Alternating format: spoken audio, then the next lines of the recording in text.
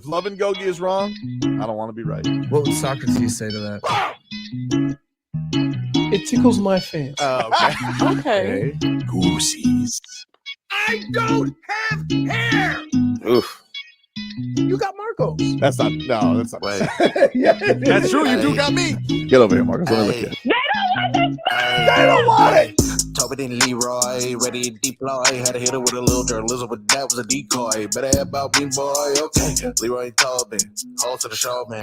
Stick to the sauce of the show, and till then, his half moon open. Sometimes go taste like a snowman. No proof of my life, better mold in. No proof. Like I always wanted him, I never hated him, I never traded him, and if I did, I never traded him. You know what is a star? Like another city, the driver's side fly. Wish I could large, so many more. 10 in the more, never a bar. Hey, 10 in the more, 2 to the P. Nothing to you, but it's something to me. Handsome as ever and cute as can be. You can watch us on YouTube with view for free. Hey, this one time for the Twitch. This one time for the text. This one time for the phone line. Whole time, what they gonna do next? You know, I just wish you guys would stop the quibbling. Welcome on in, everybody. Tobin and Leroy here with you. 560 WQAM. What's going on, you rascals? What a terrible weekend. What a terrible weekend. Flacco Terrible weekend. Flacco went Flacco. Oh man. Watch that as before the Dolphins game. We were here doing Game Day Uncensored, and all I just kept looking at was Flacco giving up picks and CJ Stroud throwing bombs. It was terrible. It was terrible, but not as terrible, of course, as our Miami Dolphins season coming to a depressing end. Woo! Well, I mean, it would have been depressing if they had not. At some point, it was going to be depressing unless they won the Super Bowl. Correct? What? I'm saying No, I disagree. no. I'm just asking. Let's say we win this week, but First lose of all, to Baltimore. No. First of all, you said going into this weekend, if they lose to the Chiefs, it's a failure. So Yes. this season's a failure. No, but here's why it's hard for me to do that. Even though yes, before the season, I would say yes. Is that the circumstances, and I'll say this, as bad as that defense was, they kept you in the game. Kept you in the game. Right. They kept doing that. They the Baltimore game notwithstanding, like the Bills, the last 2 weeks, they kept the Dolphins in the game to have opportunities, and the offense completely pooped the bed. And if you notice, it's the same thing that I kind of explained in each of these incidents, each of these situations.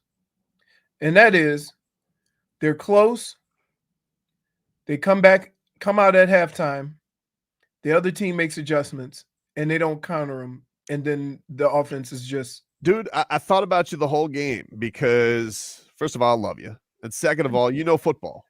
And these are our headlines brought to you by the new Palmetto Ford Truck Supercenter. Why buy your truck at a car store? Palmetto Ford. We know trucks. Let's get back to it. I thought about you all game because you told me about cold game. Leroy knows cold games, okay? And he knows football. And what he told me is the number one advantage an offense has in bad conditions is they know where they're going. The defense does not. So why in the football gods' names? Ooh, I thought that was... Hey, I think I got a heart murmur. Like, why? My heart went, excuse me? Just you explain it to me. I'll try. Why did the team find it necessary in those conditions to keep throwing the ball sideways and pitch it backwards when I would think, this is not me, I am not a football expert, but what I would think is with those receivers being as shifty as they are and this team living over the middle all year, living in space, wouldn't you want to go down? I'm not talking bombs. I'm talking like over the middle, get these DBs on their heels. I know they were a little physical, but all the time, you're going to give them head starts to run towards your guys who are going to be waiting for the ball like this on the sideline. And they kept doing that. And I just want to know why. The short answer to it is I really think Mike McDaniel wanted to stretch them out and have them cover all of the field with the various plays. Right? How and the other thing is one thing we never take into account, right? Is the coaches see the offense running. And as the game goes on, they're determining based on this game, not the game plan, based on this game, what they can and can't do, right? And so I wonder with some of Tua's passes looking like he couldn't get on top of the ball and kind of get it to go down, it was kind of floating, that they came to the conclusion, let's throw shorter passes and not put our offense in that situation. Understood, but like when they took a risk, even with him underthrowing, your receiver made a play. Like that was the thing. No, like the receivers don't make a play. Again, you asked me a question. I'm only giving you what I think could be the answer. I don't know if it is, but again, you can look at this game, but I've been mentioning this now for a month. For sure. It's been an issue. We've seen it. That you start every game off strong. Your game plan is perfect. You go right down the field almost every week. In those first couple of drives, you go down and you score, and it looks like you're unstoppable. They make some adjustments, and then as the game progresses, your offense is slowed up. You see what I mean? Mm-hmm. I don't necessarily know what the answer is. That's something as a staff that they're going to have to correct, because the bad teams, and here's what you need to understand, and this kind of all ties in. The bad teams don't necessarily have the personnel to make the adjustments needed. The better defensive teams do. And so when you look at what games they struggled in, you can immediately go to the defense and their ability to make adjustments. And it played out with not necessarily how good the team is, right? But how well the defense was able to adjust. They have a very good defensive coordinator for Kansas City. Spags. Right. He's almost as well known as Fangs. What makes you a good defensive coordinator is if you could just shorten the name into one cool nickname like Spags or Fangs. Right. That's how you know you're a good defensive coordinator. So when you watch the adjustments made, and it almost looked like they preempted all of the Dolphins adjustments so that it looked like you couldn't get an inch. So I'm trying to think of what I would have done is almost like run it back. And that means simplify everything and just make it, we're offense, we know where we're going, and let's get a hat on a hat and kind of either run it a little bit more, use more play action, do stuff like that instead of the quick passing game, because basically you're throwing it out there to a guy. You got offensive linemen and wide receivers now on the defensive because those guys can see the ball and you can't. And they were letting a lot of guys through there. Yeah, and it just feels like it became so inefficient by the end of the year, you know, like it's just all that motion, all the chicanery is fun. I mean, like it's fun, but man, like it just felt like when they figure it out, like they didn't know what to do without it. Right. And I think that's the thing that's disappointing. Like I get it. This is going to be the day, and this is going to be the topic for 7 months about Tua and all that type of stuff. And look, Tua, you saw the last 3 weeks. He went up against, probably the best 3 QBs in his conference and got severely outplayed by all of them. Yeah, but is that's not a Tua thing? It is a Tua thing. You don't play against the other quarterback. All right, dude. Like, we just finished having a conversation about the success or failure of the offense. And then one sentence later, you put it all on Tua. It's not all on Tua. I'm not putting it all on Tua, but it is going to be. No. Hold on. It's inevitable. He's the face. He's the face of the team, and you have a big decision with his future that's going to come up. Not really. Not really. Like, I don't like, regardless of what people think about Tua, right? If you run in a team, here's the first question you have to ask. If we're going to replace the guy that led the league in passing, right? Who are we going to replace him with? This is not a Justin Fields situation, right? But let me follow it up with this question. Yep. Would you rather have Dak Prescott or Tua Tagovailoa? I'd rather have Tua just because he knows the offense. But here's the thing. But no. I'm not even saying we're like, now we can't talk about the offense because we tried to explain what failed the offense, and you said okay, Tua got outplayed. So I ask you this. But he did get outplayed. Okay, but I ask you this. Okay. Would you rather have Dak Prescott or Tua? Forget the offenses. I'd rather have Tua, but Tua's younger and he knows the offense. So if you're asking me if today Jerry Jones called up and said straight up Tua for Dak Prescott, like no Dolphin fan I think is celebrating getting Dak Prescott. But the thing that is on the table, going to be usually on the table, is when a guy's going into his last year, your quarterback's going into his last year, is are you going to pay him? And I got to be honest with you, like I come out of this season.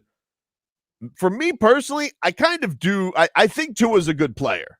And I do think that the circumstances, there are some circumstances he's not going to succeed in. But I think that, there are circumstances where I think he can be good. I honestly come out of this season with more questions about Mike McDaniel than I do Tua. And I say this as somebody who likes both of them. I feel like this upcoming season, you are now the franchise that has the longest playoff win drought because the Lions won yesterday. Say that again, because that sounds weird. It's the Lions win yesterday. The Miami Dolphins have the longest playoff win drought in the NFL. The longest. And that beats 0-16 Cleveland. Yep. 0-16 Detroit. The longest. The Cincinnati Bengals. Tua. There's only 2 quarterbacks now in that class, with Jordan Love winning yesterday. There's only 2 quarterbacks that haven't gotten a playoff win from that class. I think the proper thing is you gave Tua his 5th-year option. Let him play it out. Lamar Jackson played it out. You made Christian Wilkins play it out. He's not going to hold out on Mike McDaniel. He ain't going to hold out on him. But and guess what? And that's fine. But again, I get everything that everybody says about Tua. What does it say about your organization or your fan base if you say there's a better option out there than a quarterback that led the league in passing? There's not a better option. There's not. That's not a better, like any Dolphin fan. Any Dolphin fan that wants to go get Kirk Cousins off a torn Achilles or Russell Wilson or I don't know what you're doing.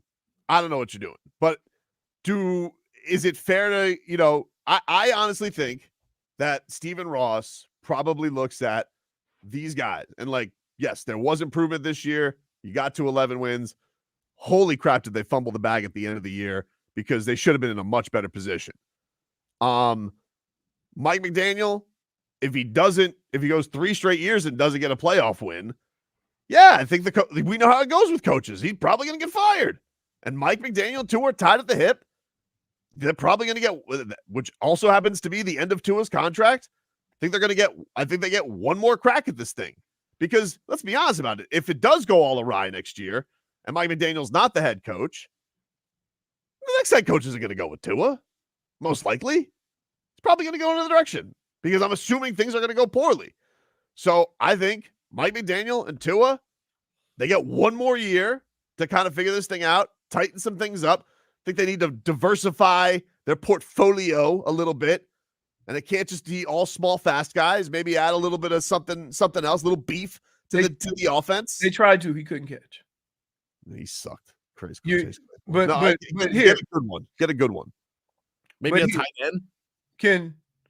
Now I don't know. Like, I don't know if they necessarily need a tight end, but that certainly because Durham Smythe came on towards the end.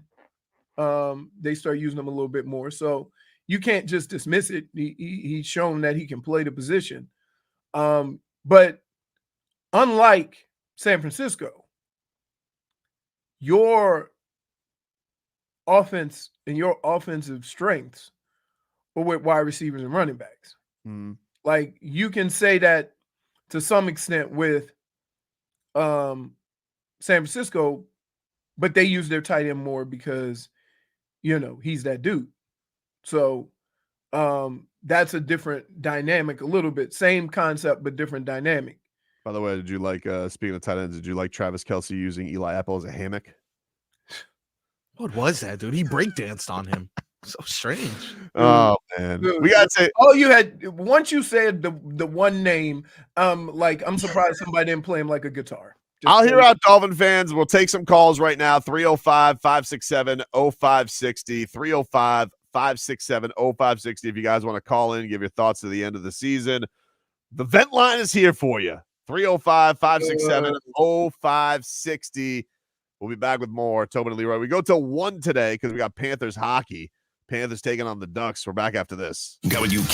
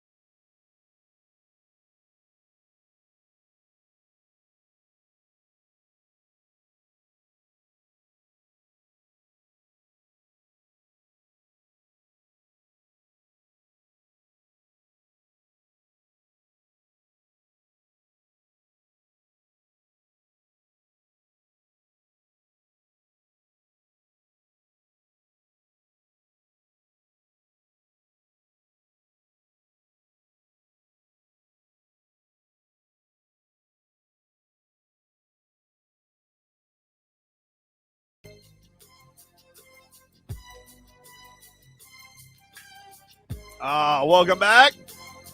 Tobin and Leroy here with you. Take you up till 1 o'clock today. Panthers hockey coming on after us today. We're streaming live on YouTube and Twitch. I think you have Leroy potted down, Marcos. That's me. That's me. Oh, okay. Isn't it amazing? Yep. That it's Martin Luther King Day. Yep. Right? Yep. And we are being booted off by hockey. Not basketball. Hockey. Shout out to the Panthers honoring Dr. King. Love that. Y'all know what the hell I mean. Stop it. Shout out to the Panthers. Stop it. Stop it. The Heat are in action tonight, too. The Heat playing. I know. But you know what the hell. By the way, I told you Jimmy wasn't playing yesterday. No, you nailed that. But guess what? Game 40. He's back tonight, right? baby. But he's not going to play the first night of a back-to-back. It just makes no sense. I do want to get into some of the stuff of the Heat, but I don't know if anybody's in the mood because it was Boosie's last night with DWade night. Can I just say this? I'm looking at the chat. It's a lot of callers. We got a lot. I'm sure they're all going to be very reasonable. So can I say this? So, I have a chat with my golfing buddies. Yep. And it's hard for me to try to explain in the chat, why things go awry. And so one of my buddies, he's Negative Nancy, right? 30 years. He's never changed. But he goes to all the games, which frustrates the hell out of me, right? His first comments, which I responded to. Well, it's clearly Tua is not the guy. Tua can't. And a lot of people, and I said, are there a lot of people that think that? I said, you know what? It's fan bases like you. I hope they lose. I root to lose. Leroy, it was a bad end to the season. He did not have a good end to the season. Overall, it was great. He was healthy. He led the league in passing, but it was not a good end to the season. Oh. He has a part of that as the quarterback. So yeah, it's dude, you're getting them at their most emotional. You're not going to have a reasonable discussion here on January 15th about Tua. They're pissed. I understand this, but you understand. You understand. We've been doing this show for a while. And so having one more person say this, right? When a lot of people already think this. Yeah. That's the part that I'm like, holy smokes, this dude is the best quarterback you've had here in years. You want to hear from Charles? I bet Charles is reasonable. No, look, I understand. Hello? Hey, Charles. Hey, Charles. I disagree. Because just like Josh Allen before Diggs got there, he was no world beater. And you tried to tell me that if we drop another quarterback in there with the weapons we have, he couldn't do the same thing Tua doing? I'm not buying that. And when Tennessee, when you needed just one first down, I don't care if he got a concussion for the rest of his life, that one first down will put Tennessee away. Put the team on your back and get a first down. Playoff time. Put the team on your back. It's playoff time. And Tua's not that guy. Okay. He's not that guy, pal. He's not that guy.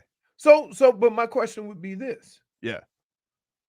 Everybody's quick to say whether a guy is the guy or not the guy. Yep. You got a better option?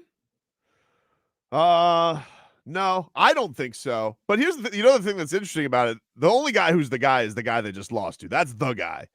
Right. But if Josh Allen doesn't win the Super Bowl, he's going to get crushed too. Right. And if Lamar Jackson doesn't win the Super Bowl, he's going to get crushed too. Correct. As great as a season as he had, Lamar Jackson's team offered him up to anybody going into this year. And keep in mind, Lamar Jackson only has one playoff win also. Yeah, and I'm not would I take Lamar Jackson today? Yeah, obviously, he's the best right now. But it's the worst day to have this conversation because Lamar Jackson just smoked you. Josh Allen just spanked you over his knee, and Patrick Mahomes, did Patrick Mahomes stuff. But the thing that's depressing about it, I think the Dolphin fan looks at all three of those guys and says, "Well, Tua's not that," because just physically he's not that. Yes, agreed. I'm not even disputing that, right? But My question is, don't just say he's not the guy. Give me a solution. And when you sit and try to think of a solution, you realize that all your solutions might not be good as the guy you got. Ricardo, what do you got, buddy? Ricardo. Good morning, guys. Hey, First, buddy, how are morning. you? How are happy you? Monday. Happy Monday. Yeah, happy Good. Monday, but Doing miserable okay. Monday. Yeah. Miserable Monday. I mean, hey, we got to try to look at the positive side of things outside of everything we saw on that game. I agree. Jason Sanders you know, had a nice bounce back year. Really? Funny enough, I tried to put a bet for my dad. I was like, you know who's going to win the game this Sunday? Jason Sanders. Fortunately, that didn't come to be. Nope. But in Tua's case, yeah, he had himself a terrible game, and you know all of the things. He can't throw, he's physically not there, and things like that. But to speak as for the Dolphins community, I'm gonna say that let's give him one more year. Have everybody healthy, be with them, be together, stay cohesive and confident, and just try to build some chemistry with each other as a team, and move forward and see what happens. All Let's brush this aside, learn from it, move forward, and just have faith. Thanks for having me, guys. I think the thing that's tough is like, look, the end result is the same. You don't win a playoff game in a year where we were being told it was and like the Dolphins had 13. I think the Dolphins tweeted out that pass to Tyreek Hill was their 13th 50-yard connection this year on a why are you rolling your eyes, Marcos? Ooh, another statistic. It was, dude. Ooh, they were the record, only team that had double 50-yard plays. So let me ask you this, Mark. Wait, Marcos. Let me ask you this. Yep. Do people avoid the numbers when it doesn't fit their? I do. Oh yeah, absolutely. Yeah, I Okay. do. all the time. I do. Okay, but But when it supports what you're saying, I have, of course, found Dolphins games way more enjoyable than they used to be. is But that not better? it is better. My Sundays are better. Just aesthetically, I like watching this team more than past Dolphins teams. But when the end result is still, we're on to our 24th season of no playoff wins. Right. Like people just want to find a way. Leroy, can they get to the damn second round? So my other question would be, and I'm not arguing with anybody saying you can feel the way you do. I like solutions, right?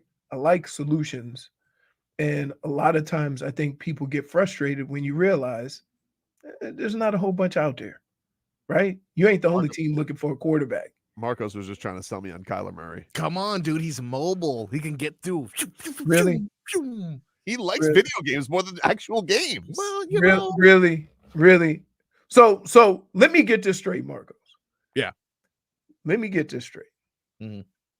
A guy who's been way more banged up than Tua, right? Yeah. You think he gives you a better chance than Tua throwing the football? Throwing the football, maybe not, but he can also run. I'll take off some of Tua's accuracy for some of Kyler's mobility. He's a twitcher. Yeah. Oh my god. Good follow, too. I can't even get into Tua's household, and he's on Hard Knocks. Oh my God. Matt, what's going on, dude? Hey guys, I just want to say I'm not a Dolphins fan, so I don't have a dog in the race. But this is mostly directed towards Leroy. Leroy is always on here defending stats about Tua.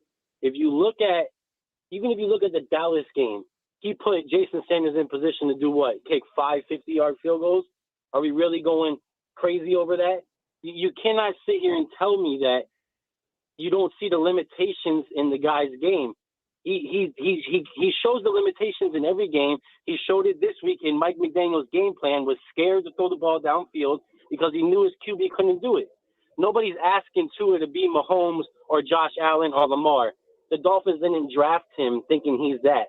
The Dolphins knew exactly what he is, and you don't have a replacement for Tua right now. But if you get to the second round and Michael Penix is there, that's a beautiful pick to put behind him. Look at the Chiefs did it with Alex Smith. The 49ers moved on from Jimmy Garoppolo.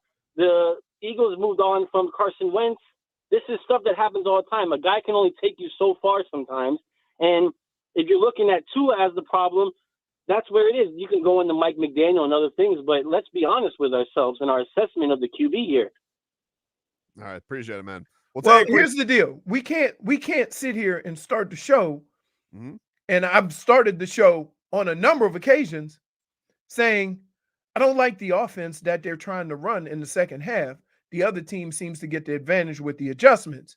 And then say, Tua's got to put the team on his back. And like, it goes hand in hand. It is. Like, well, that's the thing that's frustrating about it, is because like I do feel like Mike McDaniel has had a huge part in revitalizing Tua, while at the same time not making adjustments and costing. I also have more questions both. about him. I feel like I have a good grasp of what Tua is, and I don't think that he's the best quarterback in the league, but I think he's got some really elite skills. I got a lot of questions about Mike. And I love the guy. He's weird. He's quirky. He's different, but he's also a first-time play caller. He's been doing it for a couple of years now. He's got all these long-ass plays and motions. Tua's talking about communication issues, and he seems to get out-schemed a lot. They seem to kind of get hip to his game. So if I have a bigger question, honestly, with this team over the last, I don't know if it is Tua. I think it's the coach. But I think it's the second half adjustments, right? The second half adjustments don't seem to because here's what happens. All right, here's what happens in a game. And I'm going to tell you from an offensive standpoint. When you have success early, right? All of the plays that spin off the plays that you had success on, you usually stay one step ahead of the defense. So you have success throughout the whole game, right? Because your adjustments to the plays that they think you're going to continue to run counter those adjustments. When you come out in the second half or late in the first half and the other team adjusts and you have nothing, that's when I have questions. Listen, I saw Tua make some stinkers of throws. I'm not going to lie, right? He threw a ball into the stands. Right. He had as many touchdown passes to Dolphins as he did to Chiefs fans. Right. He had an awful game. That being said, right? That being said, this is not a problem that is just right now. I've said something about this for about a month, and it only rears its ugly head when you play the good teams. That's why the record is what it is against good teams. Now, we can talk about the Dallas win, and we said, yeah, Tua got him down the field. That's an accurate assessment. But now, more importantly, we're going to look back and say, well, Dallas wasn't that good. True. We'll take a quick break. If you are on hold, we will get you. A ton of people want to give their takes in. 305-567-0560. That is your line to get to us. Back after this.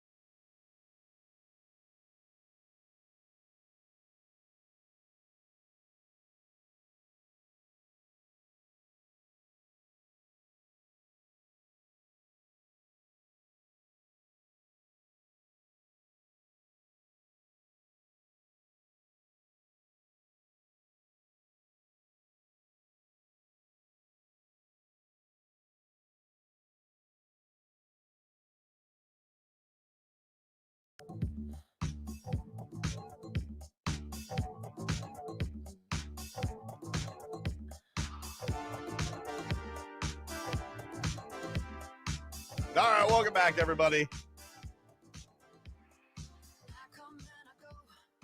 Tobin and Leroy here with you, 560 WQAM. Leroy get to his game balls and game bums. Yes, coming on up next hour. We got NFL action today. The Bills and Steelers, which got postponed from Sunday Did afternoon. you see a picture of that stadium? I saw a video. It was crazy. Crazy. Photoshop, dude. What do you mean Photoshop? You know the NFL is always trying to help the Bills. Let me tell you something. And this is from firsthand experience. There's something on Lake Erie called lake effect snow. And it will snow. Like, you know, the evening rain in West Florida? Yep. Just make that snow. And it will snow and it will dump. And 20 miles from the coast, it'll be sunny. It's unbelievable how much it can snow from lake effect snow. Windy, cold. So when they said the weather was too bad, it's not about the game, Marcos. It's about all them expensive ass tickets they sold. Well, they want to be able to get people to go to the games. I think New York was in a state of emergency. Like I was, my dad. Pay no mind to Marcos. You don't know what the hell he's talking about. You know what's an emergency? Andy Reid's boogers freeze into his that was freaking so mustache. gross. That was gross. And then Tay-Tay's swag surfing on us with God. just like the most intangible swag surf of all time between her and Brittany Mahomes. They should have basically done.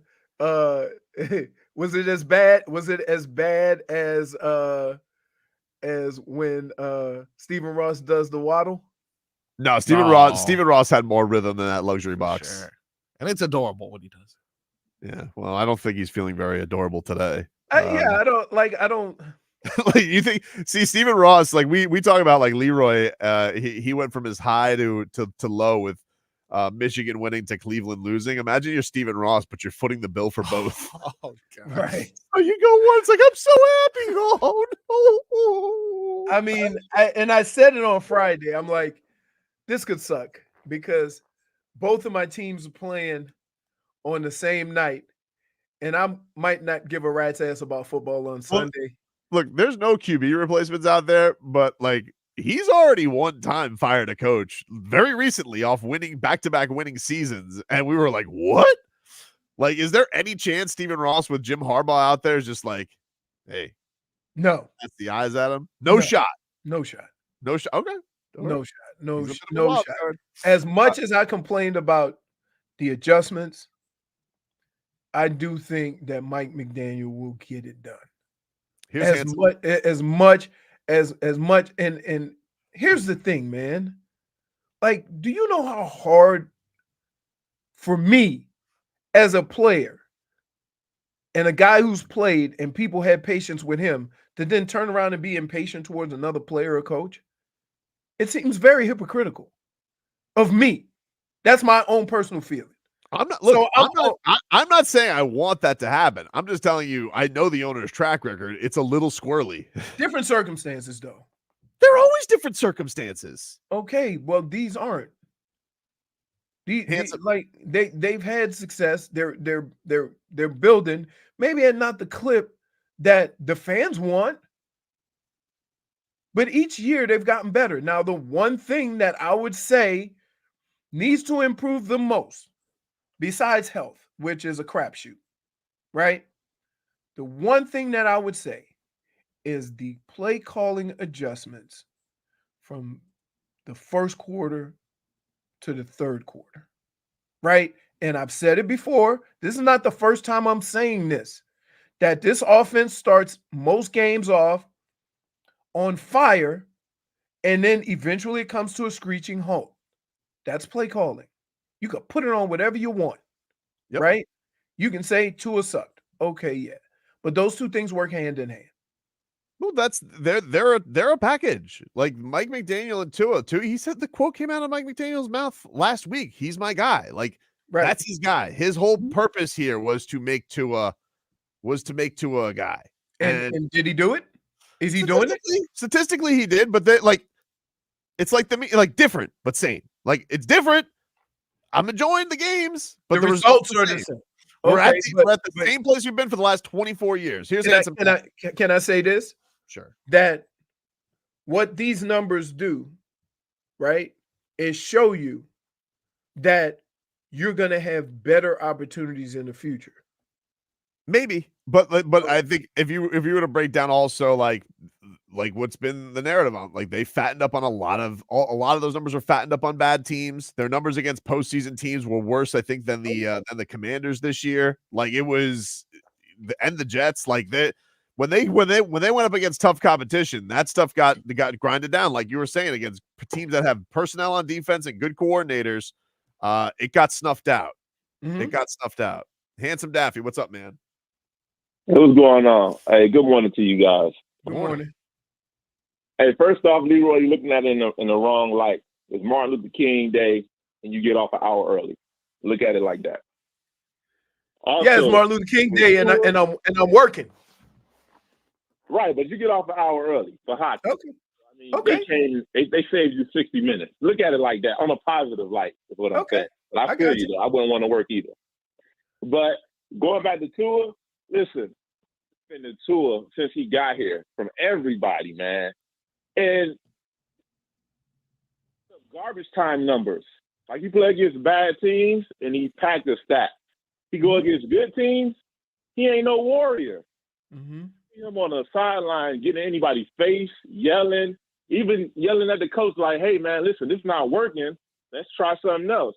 He just goes on the sideline, sit down like a good little boy, says nothing, come out and does the same thing again repetitively. It's just what's the definition of insanity? Doing the same thing and expecting a different result. Like, come on, man, you can't. Yeah, what is that? To Handsome Daffy's point, like I'm dying for it, Leroy. Like I want Tua to have that moment. I'm like, it's like he's had over these last drives, like the Bills game. Like, oh, they got you the turnover. Go get it. You're at home. It's like, no turnover. Sorry, dude. Oh no, stall out. How many 3 and outs did we have in the second half? Like these last few games. It's just is it the players or the plays? I don't know. It's a combination of both. And I think it's like it's hand in hand. And the thing that's gone with Mike McDaniel is, I felt like this is a guy that was very aggressive and was almost like super aggressive. And then like I don't know if it's because the stakes raised up because he talked a big game about the end of the season. And at the end of the season, I didn't feel like he called games the same. And I don't know if that's not him having faith in his quarterback, which would be odd because he's always said he's had faith in the quarterback, but. It's it is worrisome. It is worrisome with where we're at with it. It is. All right. Like how you keep getting me to this point. Eventually, it's gonna break. Eventually, you're gonna get over the hump. But when you're not gonna get over the hump, is if you start the whole cycle over again, right? Yeah, I don't want to do that. I don't want to go back to the tanking. Well, I want to find the right tweaks that are going to be there with Tua and with Mike. But I do think that this is the show me. Like they get 3 years together, and the first year, Tua had the concussions. That's a huge asterisk on all of it. That's of course you're going to say that's the reason why things didn't work out. Okay, this year comes together, man. It's right there for them. 1 seed was in their control if they wanted it. 2 seed was there even after that. The 1 seed went away. Couldn't do it. Have to go to a blizzard or have to go to the tundra to go win a game, which you knew wasn't going to be ideal for this team. One thing we knew, better at home than on the road. And they blew it. So it's like, all right, next year is the year. And if it's not this, then you have to have the talk about we gotta figure something else out. I'll give it 1 more year, but because I do feel like it's different. I do feel like they're doing some stuff. I find the games more entertaining. I like both of these guys. I'm fans of both of these guys. But the fan base is tired. They're tired after 24 years, man. They didn't want the Lions to just make them the longest drought in the NFL. Take a break. Back after this. Game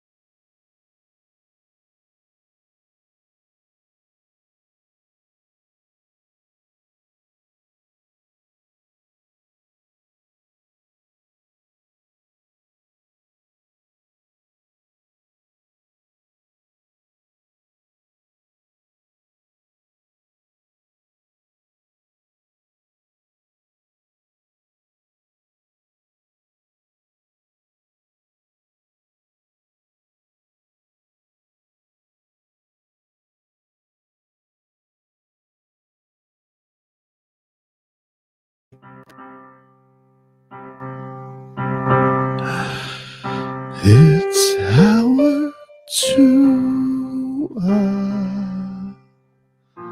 It's our Tua. It's our Tua. Tua, Tua, Tua.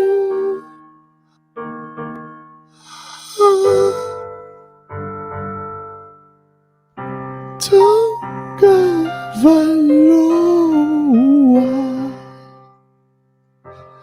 Not French's quarterback. A forever Dolphins quarterback.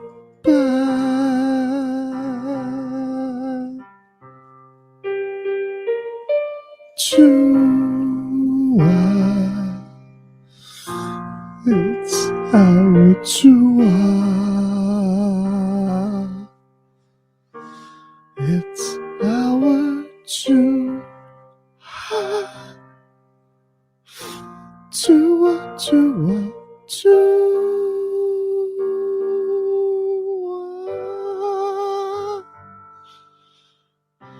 Chris Sims can still go to hell, but maybe he had some points. Tua. Dolphins quarterback.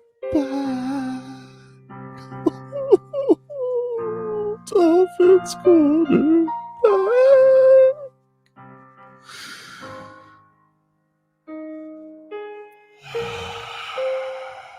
Welcome back. Oof. You bet your ass, oof. Oof. I can't want this more than you, dude. Communication issues. Get the hell out of here. Let's get to some headlines brought to you by the new Palmetto Ford Truck Super Center. Why buy your truck at a car store? Palmetto Ford. We know trucks. Bob, what's your headline, dude? همون قیمتی دیدم وقتی جلوت میذاره. No, he's gone. Kendall, what's your headline? Pod there, Marcos? Kendall? Yes. Hey, how you doing? What's up, buddy? First things first, what they were doing in those press boxes in Kansas City was not swag surfing. That was whitewater rafting.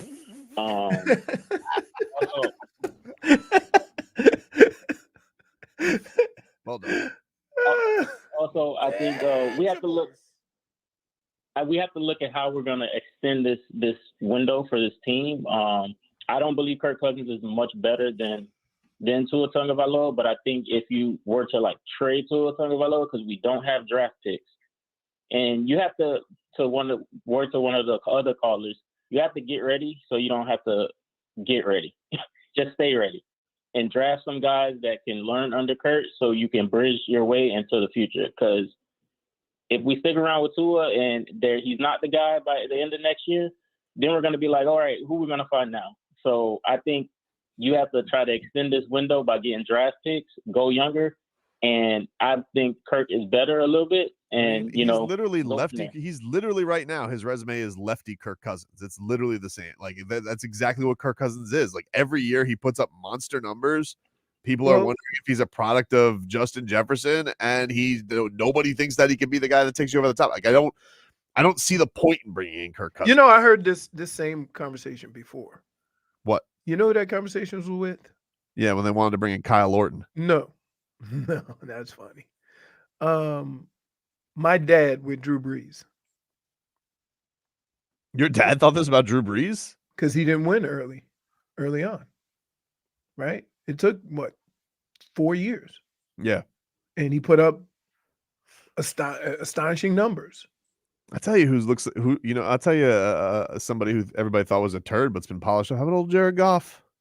Yeah. Old Jared Goff. Look at that, huh? Everybody's like, oh, you've been banished to Detroit. Yeah. That was an interesting dynamic last night. They swapped quarterbacks. Yeah, it was a great dynamic.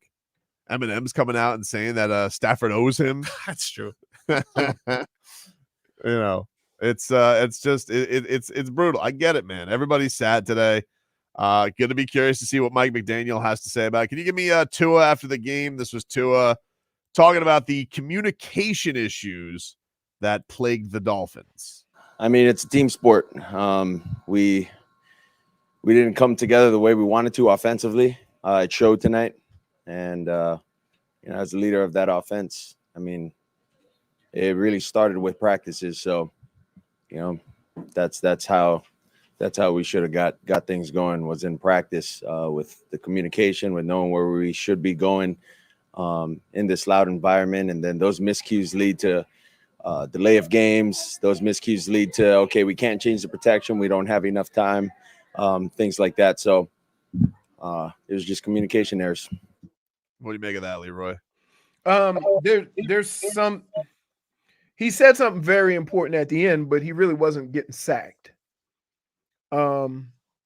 Is that when you have to direct traffic as a quarterback, it takes away from your ability to read a defense, to make adjustments on the protection, change routes, or what have you.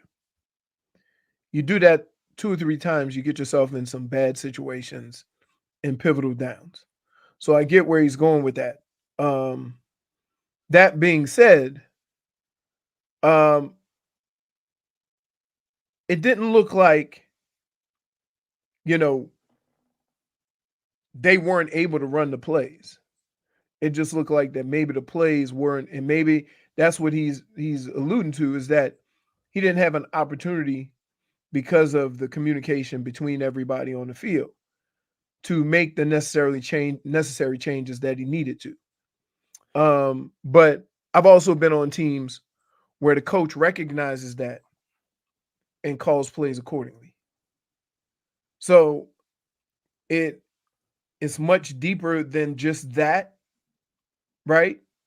There's a lot of things that go into successful offensive football, allowing and giving your quarterback enough time to make the necessary changes at the line of scrimmage, the necessary route adjustments, protection adjustments, play adjustment. Yeah, go ahead. For him this year, like, one of his really great qualities, to be fair to Tua, is, man, he got the ball out like lightning this year. Yes.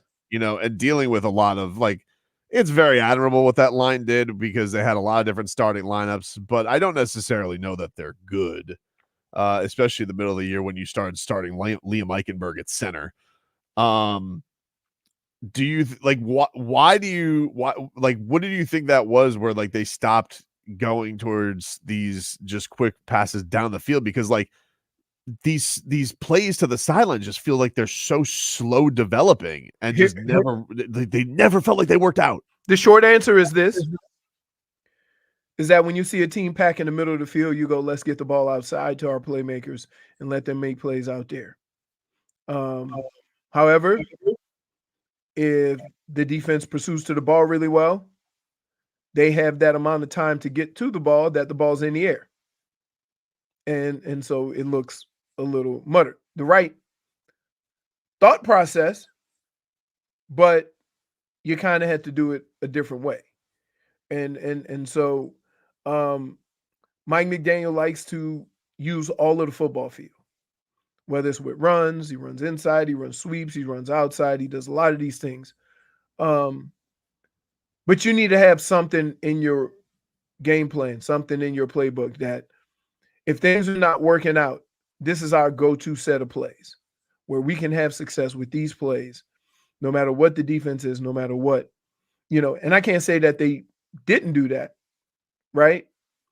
But again, to me, every second half, it looked as if though the defense has made adjustments to combat what you did in the first quarter and the second quarter, and you didn't have a counter to those adjustments. I made the point against Buffalo that one of the things that they did, they had to open up one way, toss it back the other way. Their adjustment to that was just to toss it front side. So open up and toss that way, right? Without fully understanding that maybe this very aggressive defense is still going to fall for the same play. Right. And you never went back to it. Something as simple as that is that your adjustments are playing into the hands of the defense and not making them think or work, because the best thing for an offense is to have a defense looking, right? So that means they're unsure what you're going to do, so they pause. All you need is one step. All you need is one step the wrong way from a defender, and it gives you an opportunity. And it didn't look like anybody on that defensive side of the ball the second half, they weren't hesitating at all. So that's kind of where this thing is. Now you can add the Tua aspect of it and all these other things. But if you fix that right there, we having a different conversation about Tua. Here's Tyreek Hill after the game. He says the Dolphins need to stop being front runners. Well, unfortunately, you know, man, every locker room is going to be different every year, man, because salary cap, obviously, and, you know, guys wanting to get paid other places, man. But I feel in my heart, if this team was to come back together, this is the right group of people, you know, to win a chip, man. Like, we got everything, what it takes, man. You can see defense, they came along, and as an offense, we got to be able to put drives together and help those guys out, man. We just can't be a bunch of front runners. And, you know, next year I feel like we'll learn from it. So there you go. Tyreek Hill. He's right. He's right. Look, there's certain kind of football players, right? Or athletes in general.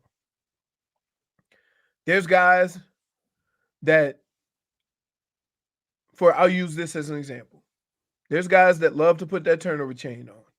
Look at me, right? And then there's guys that don't care about that. But when the times get hard, they care about, you know, pushing through and persevering and finding a way. And I think that there's a lot of celebration when the team's doing good and scoring 70. But the most important football is the 3rd and 1s on the 5-yard line where you punch it into the end zone. Fair to ask if they got a little bit too full of themselves because of Hard Knocks and the star power of it. You know, people have wondered, was that going to be a detriment to the team? -1 his ass for trying to get me. -1. -1. Yeah. Nice try. Nice try. Nice try. But I will say this. That is very show pony-ish like and front running, you know, to put on a show for the cameras. I think Mike McDaniel, like if there was somebody, if I were to accuse anybody of show poniness on Hard Knocks who liked the limelight a little too much, I think it was McCoachin. You asked for it. A little too much. You asked for it. And let me tell you something right now, Mike. If you keep going, I'm going to just keep hitting your ass with -1s. Mike McDaniel, I better not see your ass at one basketball game this year, dude. You better be in one place and one place alone this entire offseason. And that is adjustments room. No, he needs to exactly halftime adjustments room. The lab. That's where he needs to be. He needs to be in the lab all offseason long. And you want to know something? Right. I want you stuck in there with Fangs, and Fangs is going to play nothing but 70s music. You know what sucks about this? The other thing that sucks about this is this, and I believe this. You have everything in that building to win. It's just a matter of kind of getting it all going, right? Whether it's new coach, new quarterback, injuries, or whatever it is, you have the talent in that room. The defense showed me a lot this year. Even with all of the injuries they had, you're talking about 3 top pass rushers, right? Secondary banged up. Hell, you had Eli Apple out there, right? Oh, it was crazy how the defense. I don't know. I don't know how they made that a manageable game. Right, and that's the thing that I will say that roughing the passer on Mahomes was so. My God! Get out of here, dude. So they missed the hold on that play too. By the way, garbage. Like what? was such a flop. Christian Wilkins did nothing to him. He's fine. And then you want to know something? You really care about his safety. His helmet literally cracked like an egg. I've never seen that. And they let him play through it. They didn't make him swap out. They didn't make him take a timeout for it. It was ridiculous that they call these roughing the passers complete garbage. Nah, it didn't matter. They weren't going to win, but I mean, still. Yeah. Avoid me. Not with calls like that. Not with calls like that, dude. Let me ask you this. Because this is disappointing. And like, I'm a Dolphins fan, but a different type of fan, right? Like, I just, like, I want answers. Like, and it's hard to be a fan like that when you can't be irrational. Well, with Mike McDaniel, you're going to get long ones. That being said, as promising as the playoffs were going into this weekend, there was a lot of disappointing football. A lot. From the Dolphins? No, just from football. Oh. I mean, CJ Stroud lit up the Browns. God, he's good. What Green Bay did to the Dallas Cowboys in their house. Holy smokes. Yeah, I know. Jordan Love, same draft class as Tua, sat for Love, 3 years and already has a playoff win. Remember they wanted to, is Jordan Love the guy? Like, I just, as much, like, I get what everybody's saying, right? But a quarterback that wins in his first couple of years, those are anomalies. And you're trying to get your quarterback on that same level, you know, and say, why can't we have that success? You got to be careful with that, because those situations, like, keep in mind, Tua didn't take over for a 13-3 team, right? Patrick Mahomes did. That's fine. Look, I don't think it's fair to compare anybody to Mahomes. First of all, Mahomes is the best. He's not Mahomes. Duh. Right. He's not Mahomes. He's not Mahomes. I got to be honest. Nobody's Mahomes in that league. Correct. You know, Mahomes, this Travis Kelce out here, man, you want to talk about too big for their britches, Miss Old Stone Hands all of a sudden. Like, nobody's Patrick Mahomes. It's like, hard. Yeah. You know, nobody is Patrick Mahomes, but he's at the end of his rookie deal. Like, it's, you know, like, you can't say the Dolphins, though he has been through a lot, and he has gone through that. He's gone through the adversity. We're at the end of that point now. The story is great. The rehabilitation has been there. Statistically, he did great stuff this year. Now it's like, okay, now you're a veteran quarterback. You're going into year 5. Okay, but question. Will we feel different about this if this was year 3? But it's not. No, but it's not. Here's what I would say. It's not his doing. That it's not year 3 and it's year 5. It's not. For the first 2 years, he had a guy here that didn't want him here. Does that play a role into it, or are we just gonna? This is your 5th year tour. You should have been winning. No. Tested already though. Like, it's okay. I understand. I'm talking about what Brian Flores did to him anymore. No, okay. But I'm saying it from this standpoint, not from any other standpoint other than this. He's gotten 2 years of committed football from the organization, but we're treating him like this is his 5th year. If he had gotten the same commitment the first 2 years, I'd buy it. Yeah, but some guys don't get the middle of the career fix. A lot of guys like are cast aside. They're like, okay, done. Look at Fields. See you, dude. Zach Wilson, see you, dude. Like, a lot of guys don't get that. And Justin Fields hasn't had the success Tua has. No, he hasn't. But you can't say we're not going to roll back retroactively and say all of a sudden Tua is a 3rd-year quarterback. He's going into his 5th year. Okay.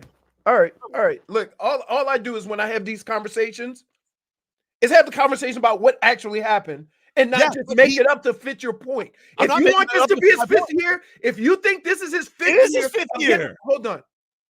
Let me finish. If you think that this is his 5th year and he's had the same opportunities every year to be successful, then get rid of his ass.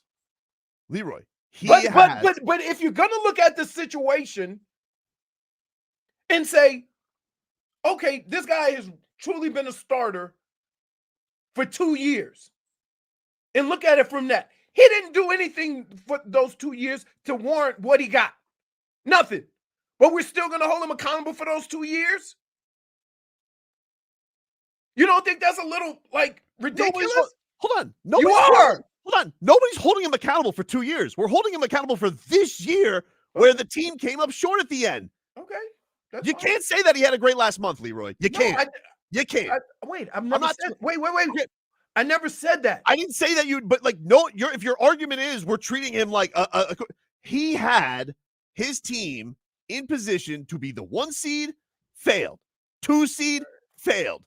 Goes up against the Bills, team defense with half of it hanging on by a limb. They put him in position to win the game. Can't do it. Goes out to Kansas City, throwing balls into the stands to fans. Let's just talk about this year. Okay. He had everything set up for him, the number 1 offense, and he pooped the bed. And so did the coach.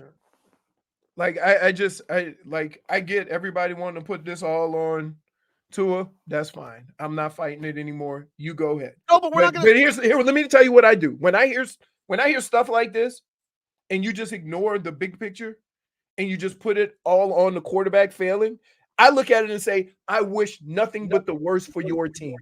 But Leroy, I wish nothing but the worst. How many You times deserve everything you get.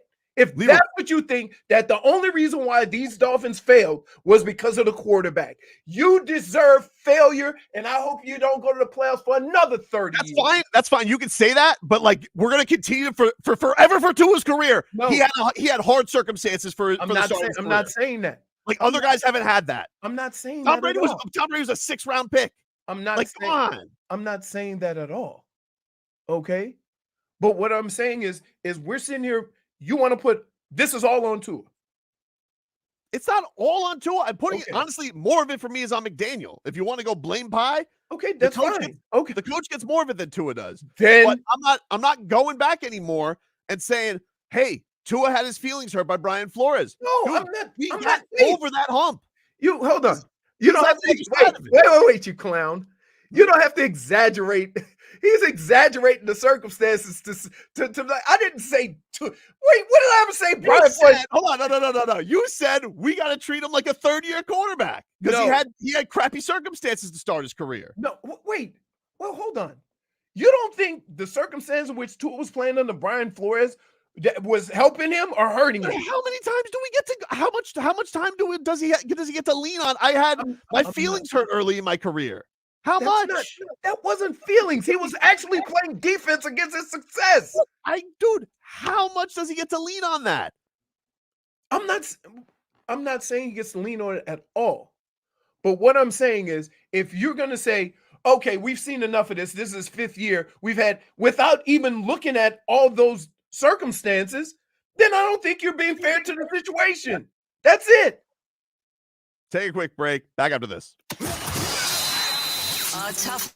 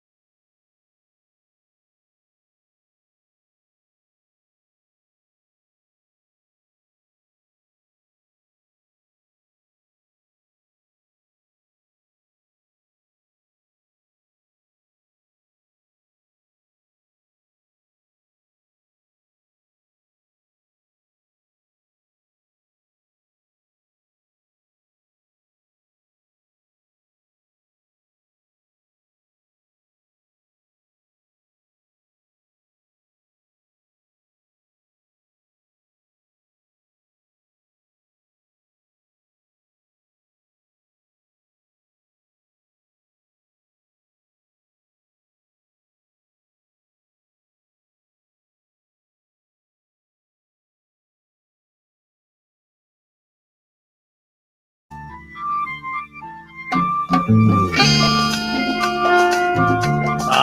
back, everybody. Tobin and Leroy here with you Oh my God, I am going at it on the Twitch machine. Oh my goodness! So, the real SDI. It's so nice of him to. It's good of him to join us during the show today and make some time out of his poon schedule to listen to our show. So, let me just show you how unreasonable people can be. Yep.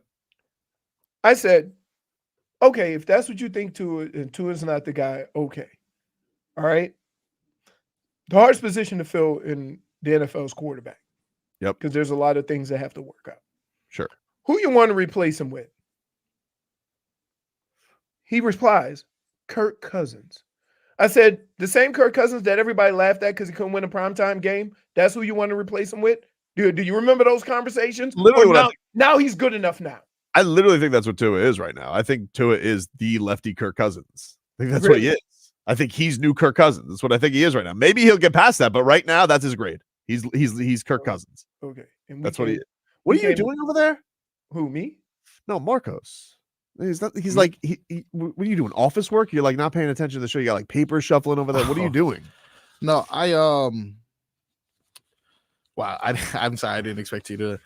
Look, it's been rough taking this Dolphins loss, dude. It really has. So I've kind of just been writing down my feelings more or less. What are you journaling?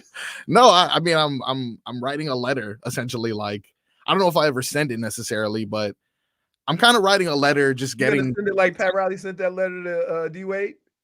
Yeah, exactly. You know, it's just I got some unfinished business with this team, and it's like, what better way to get it out than just to write it to get my feelings out? I'm sorry. Do you want to share some of your musings of some of your writings? I mean, okay, yeah, I can do that. Hold on. I think if you're gonna read a letter, probably best if you do it under some music, if I'm not mistaken. So, what's wrong with you guys? Yeah, dude, I got no problem. I can read this to you.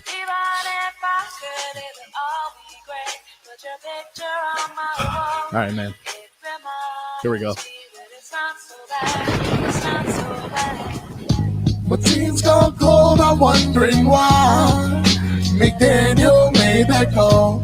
Tua tries to fit that window, but they can't catch the ball.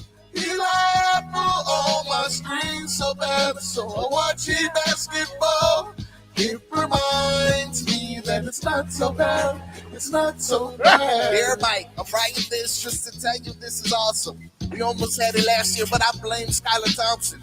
Tua's in jiu-jitsu, man. I wonder what they taught him. I'm going to leave my selling email at the bottom in case you want to chop it up about what plays to call it autumn. Super stoked for Fangs. It's a shame about Ramsey. Did you ever think Xavier and Howard would be our plan B? You see the Bills fighting, dog?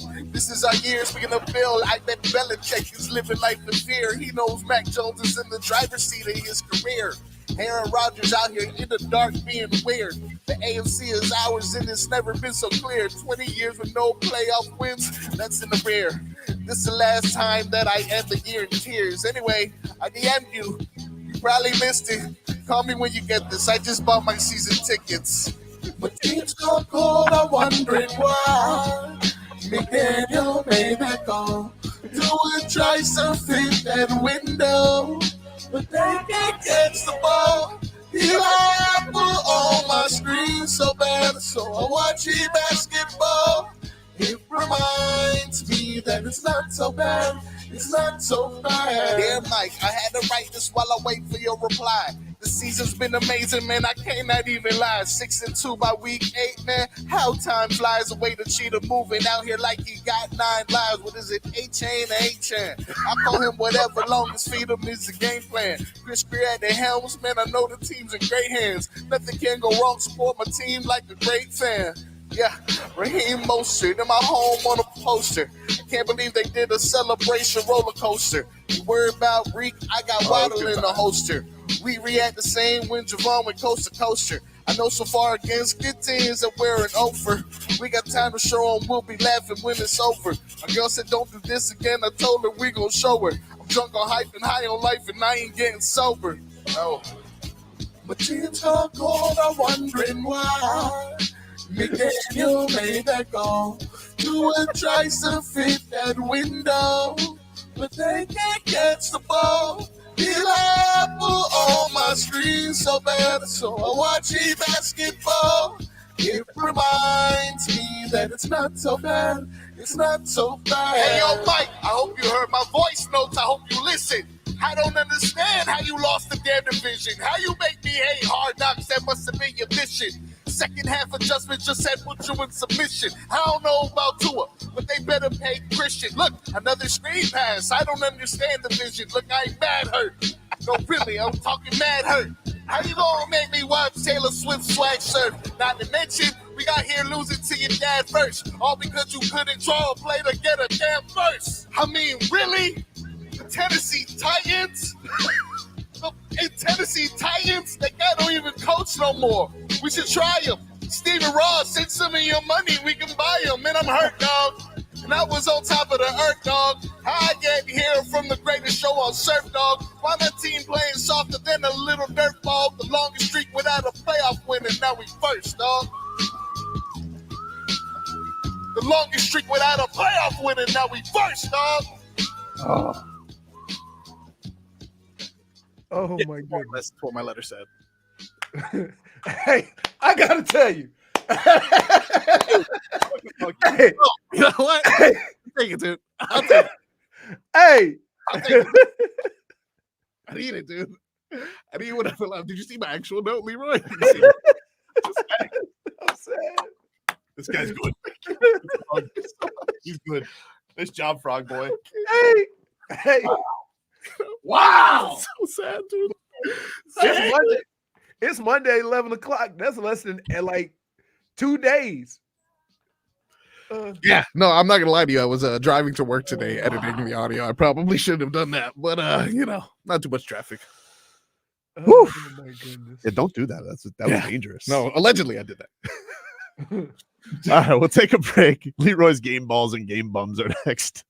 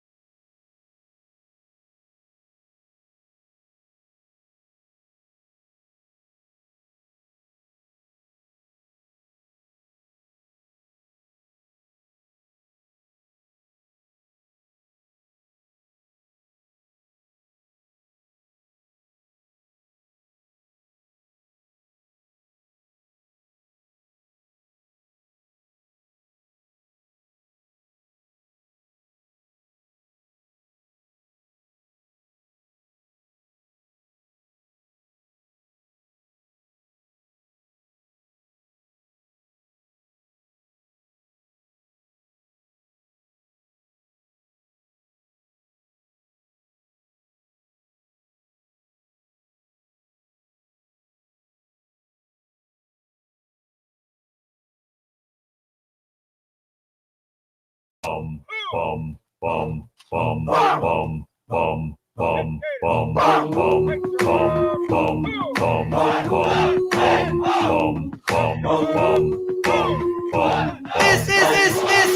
guy's a ball.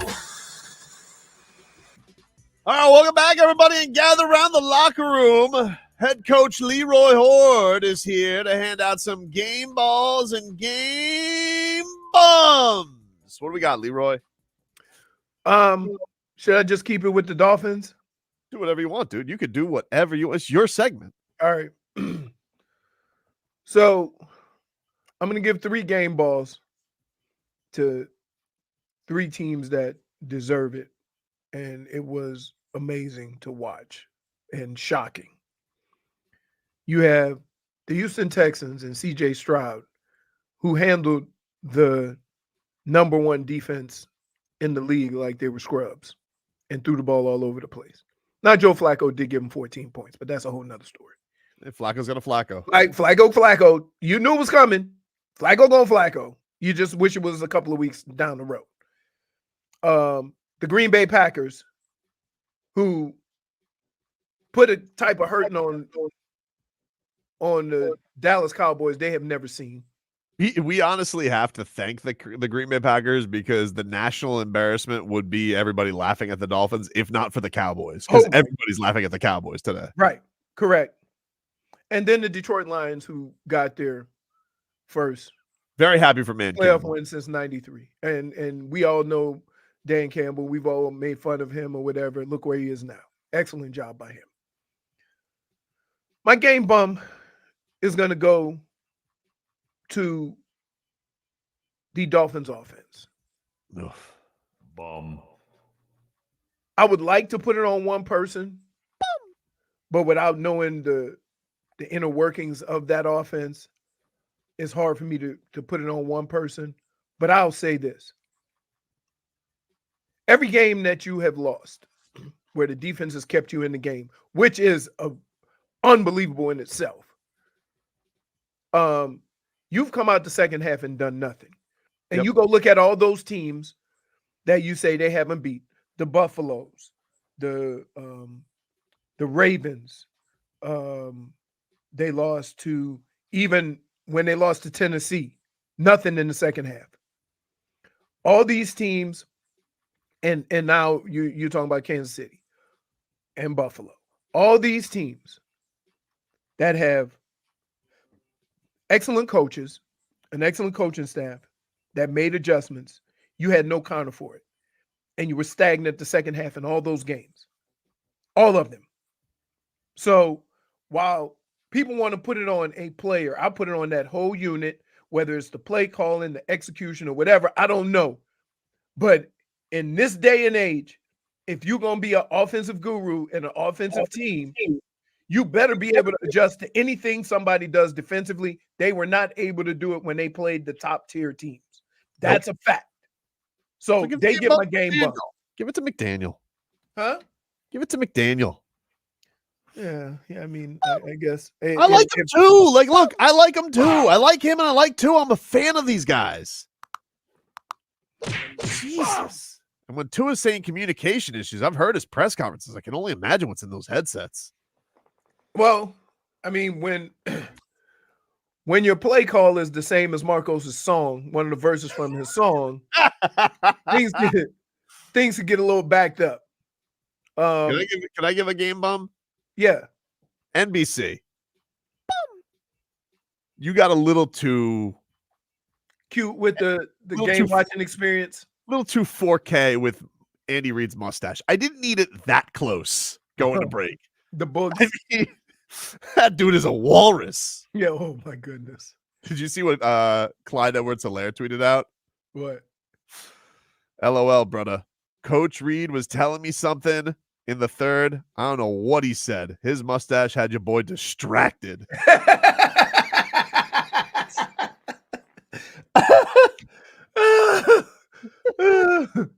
Well, that's one of those games. Anything moist will freeze. Anything. Oh, runny nose. So gross. It was so gross. He didn't care. I mean, did nobody offer him a napkin or something? What do you do in that situation? What do you put like a warm compress on there? You Did blow see, your damn nose. the videos of like the beers freezing in the upper deck and one of the concession workers just took out a water from the fridge and it just completely turned to ice. It was crazy. And then these Bills, of course they get a hall pass. They get to go, oh, it's too snowy now, Buffalo. Well, of course play the game when it's not as snowy. Ridiculous. I mean, the great thing about that is the team they're playing plays under the same circumstances. So they ain't going to be bothered either. By the way, your boy Harbaugh, what's going on there? He going to re-sign or is he going to the Chargers? I don't know. I would say, wait. I'll tell you what. There's two possibilities now. Oh, yeah. Events. Oh, yeah. And I don't need.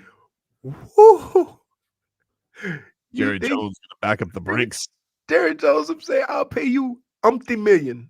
How much? Jim Harbaugh just signed a contract. Folks, we don't know how much it is. It's umpty million. It's going to make Spose look like peanuts. Yeah. By the way, did you hear Erik Spoelstra yesterday? Erik Spoelstra was asked about Mike McDaniel. Would you like to hear what he had to say about him? He sure likes Mike McDaniel a lot, cares about Mike McDaniel. This is what a champion head coach, very rich man, Erik Spoelstra had to say about his boy Mike McDaniel.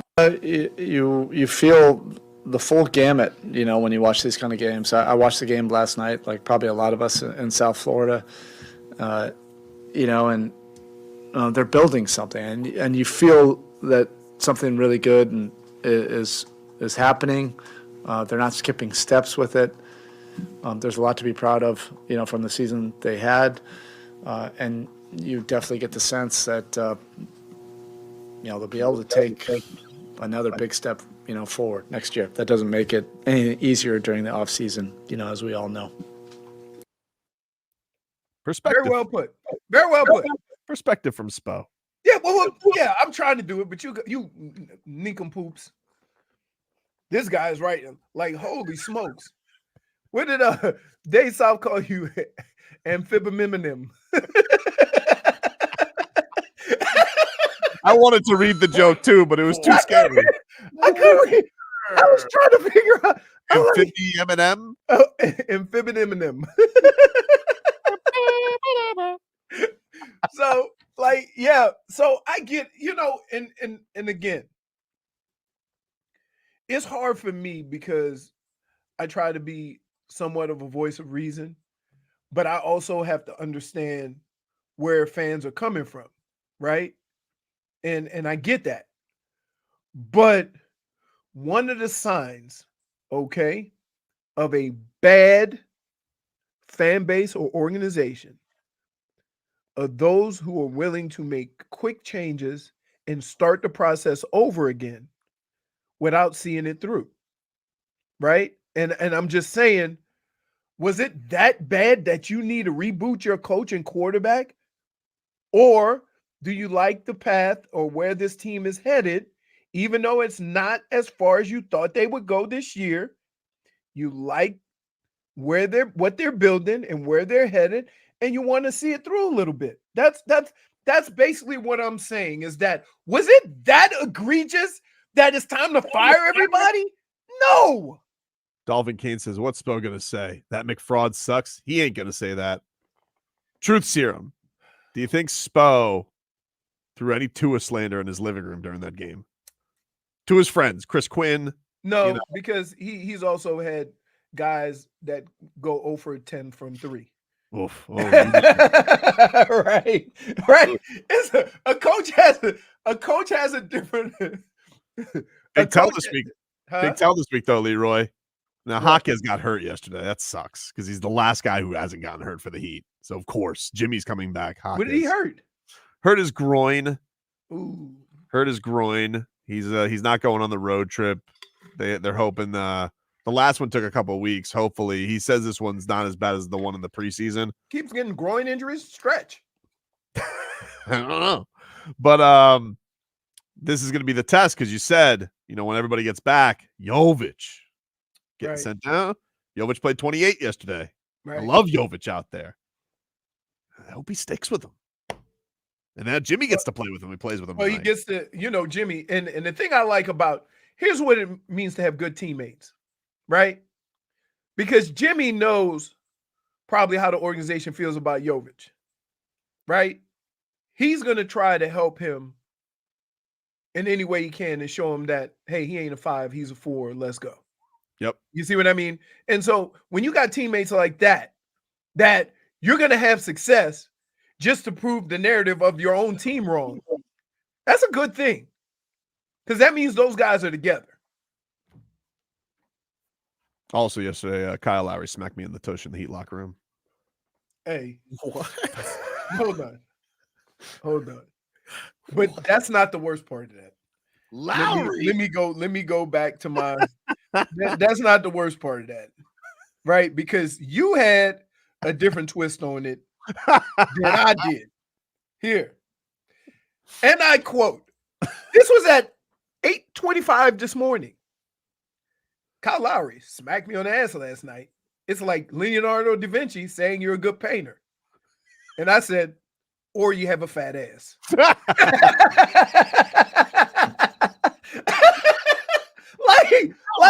Wait.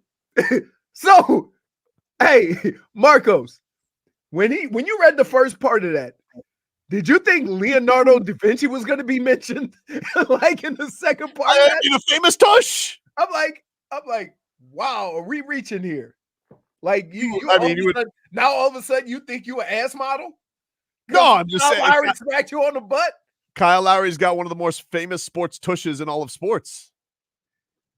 I kind of agree. If I'm shooting a jump shot, Michael Jordan goes, pretty good form. I'm like, oh, okay. All right. Okay. Which Michael Jordan never do. No, he'd say get out. We'll take a quick break. Back after this. Your afternoons with Hawkins.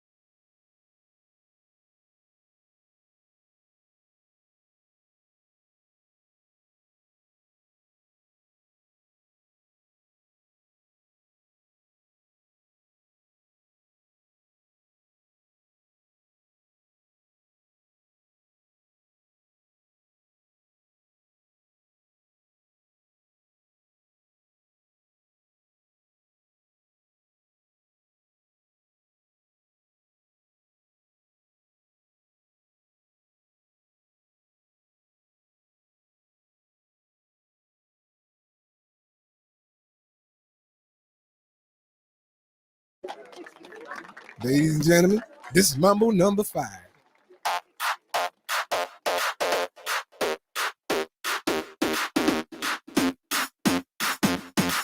Welcome back, you rascals. Tobin and Leroy here with you, 560 WQAM. Final hour of the show as Panthers hockey's coming on after us today. 1 o'clock. We'll get some cat talk later on this hour. Leroy, weather update from the Demesman and Dover Law Firm. YourAccidentAttorneys.com. Free consultations 24/7. Call them at 866-954-MORE. Yes, you can. First of all, it's a little bit warm after a little cool off this weekend and some rain. This weekend, dude. It's warm. I'm saying it's about 75, 80 degrees. Winds are about 10 to 15 miles an hour, I'm guessing, out of the looks like east southeast. And it is mostly cloudy outside my house. So look for a stray shower here in the evening, I'm guessing, with the winds coming out of the south or the east. All right. He's a golfer. How do you do, Marcos? It is 79 degrees currently. Winds out of the southeast, like you mentioned, 14 miles per hour at the moment. Be on the lookout for thunderstorms this entire week. V21 says 2 fifth-round picks lead the Rams this year with Puka and Kyron. We can't hit on a second-round pick. Yeah, that is something, man. I mean, Cam Smith not even getting on the field this year was something. Especially. Okay, but granted, that is important to say that a second rounder didn't get to play, but it didn't affect that defense. So, what are you're just picking that stuff right now. No, I mean, it's a fair thing when you have Eli Apple having to go out there and you draft a guy in the second round. Yes. Again, I'm not saying you shouldn't have a problem with a second rounder. I said the same thing last year with the first rounder couldn't even get activated. This will be the first time Mike McDaniel has a first round pick this year coming up. So it'll be that'll be interesting. The Dolphins are speaking right now to the media. Apparently, Terron Armstead, I mean, seeing from David Furones' Twitter, has hinted at retirement. So that could be a possibility. You might need a new left tackle next year. Preferably one that can get through a season. That'd be nice. I would say this. I think if you can get one healthy season out of the Dolphins, you would feel differently about everybody. I believe that. I could be wrong. Well, that's the thing that sucks is, the injuries to their pass rushers did not happen early in the season. So I don't know when to expect Jalen Phillips and Bradley Chubb back. You replaced them with a guy who found it more important to pull up his pants than chase the tight end. He did his best, Leroy. He did his best. Somebody should have patted him on the butt. Like, what are we doing?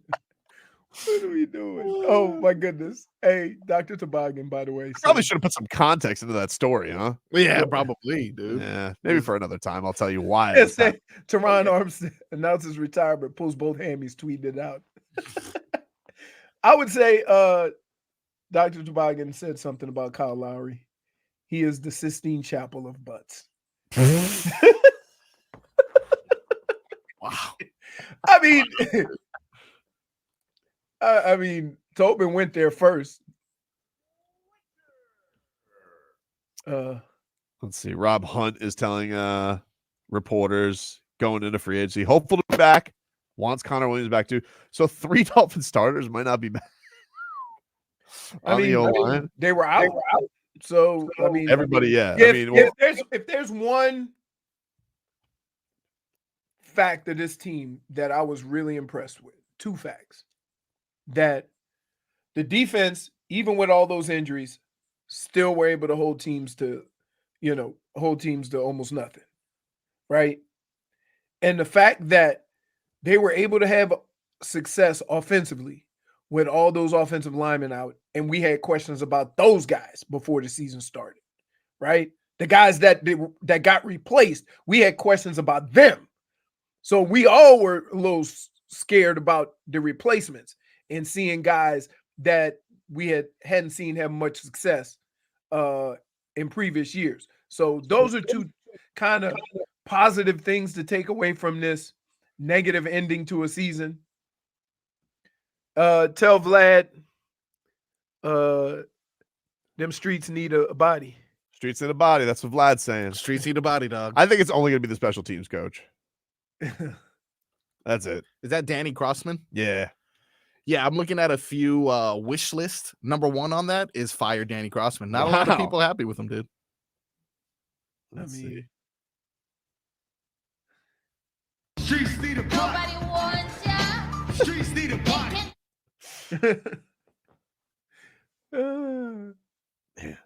I'm just like, I hate this because I've been on, this side of this my whole career. Man, I never won a Super Bowl. So at some point, I was always, I was on a team that was 15-1 and lost as an 11-point favorite. Yeesh. Right? So yeah, when the season ends, it doesn't end. It only ends well for one team. That being said, I get everybody being frustrated and upset because the last month of football the last month of offensive football hasn't been that good. Is it going to be really annoying if Patrick Mahomes wins the Super Bowl again? And everyone's going to be like, all of our quarterbacks suck because this guy just keeps winning. I mean, like, okay, we said that, in our division for years. I know. This guy, Right. he's good, though. Ugh. Did But, you? I mean, I would have like one guy to try and wrap him up. Did you guys watch any of the Lions-Rams game and see Matthew Stafford throwing no-look passes? Well, he was doing that before Mahomes. I know, but it's crazy, right? He's like this. It is crazy. He's got a little razzle dazzle in there, man. That was a good game. I didn't see it. I was at the Heat. I didn't see. I saw the very end of it. I didn't see any of. I was in the Heat media room, and the dude behind me was watching Cowboys Packers on his phone. He goes, "Whoa!" And there's a delight. First of all, a lot of miserable Dolphin fans. So everybody wanted to see somebody else. The guy told me, he goes, "Misery loves company." I said, "Damn right it does." So he was just giddy. Everybody watching the Cowboys just get absolutely embarrassed, going down 28-0. Throttled. And technically it was only 27 because that jackass missed the extra point. Is that what? Okay, my bad. But the guy behind me just kept cheering. I was waiting for DWade's press conference, and he's just like enjoying the Cowboys because everybody, like, if you're not a Cowboys fan, who doesn't like watching the Cowboys lose? What makes it even more incredible, that defense was touted as one of the best in the league. You never even held them to a field goal. Nope. The Dolphins were like playing with retired guys and did a more admirable job than the Cowboys did yesterday. With all their starters. At home. Yeah. Oh. Nobody had nobody like the Dolphins' loss is bad, but like the thing with the Dolphins' loss is like we all saw this. Like this was the story of the team. We knew, like honestly, Leroy, if I didn't hear about the weather conditions, I really wouldn't have had a lot of hope going into yesterday's game. And the conditions, while brutal, they weren't like, oh my God, these teams can't play football. Football was being had on that field. And so it's cold? Let me tell you when you know it's cold. When you guys looked on the field, didn't it look like they were on a turf field? Yeah. That was frozen grass. It was one of those things where I was hopeful that the conditions were almost going to be worse to kind of even things out for the Dolphins. And because all the issues that we saw these issues in the last month. You were talking about them. We've seen them. This team was not going in the right direction. This has been a bad trajectory going into the postseason, and we saw that pan out. But the Cowboys, whew, wow. That was oof. Whew, that was. Whew. So you think there are any more surprises today? I'm really hoping Pittsburgh pulls it off, dude. I just want that so bad. Please. All I have left to root for is Petty. That's all I got. Yeah. So we got that, and then we have Philly versus Tampa. Yep.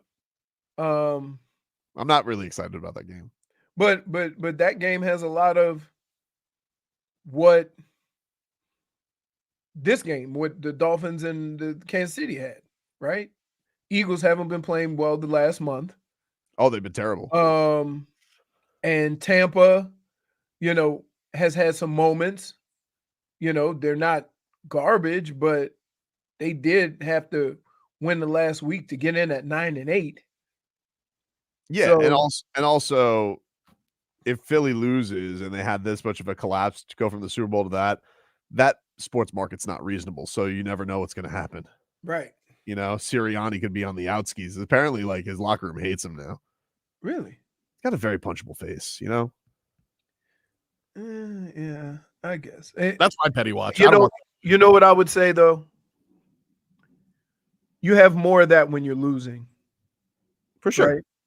Absolutely. Right. Like Absolutely. I'm gonna tell you firsthand, Bill was the most knowledgeable coach I ever played with, and I was the most prepared with him. Yep. Right. But it was tough. Right.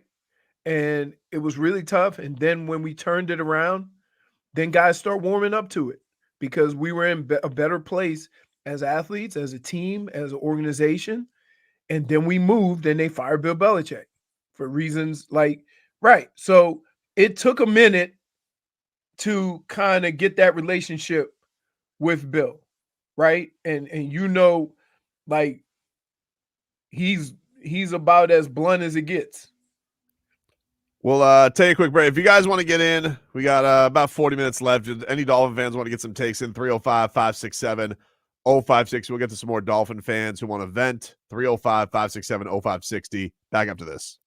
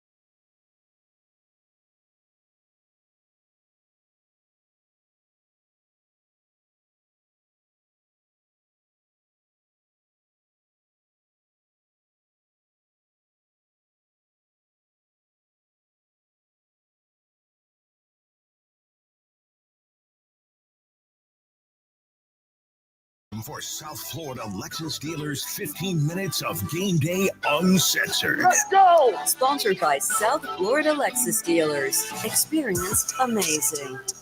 All right, welcome back, you rascals. Tobin and Leroy here with you, 560 WQAM. Oh, hello, Jennifer. Hello, Jennifer. Hey, guys. How are you feeling on this Dolphins funeral day? Do you want to hear me yell into a microphone? Yes. Do you want to hear me scream? Yes. No. Why not? I did a lot of that on Saturday. Let me ask you the question of the day, J Fig. And that is Tua that guy? I knew it. I don't know.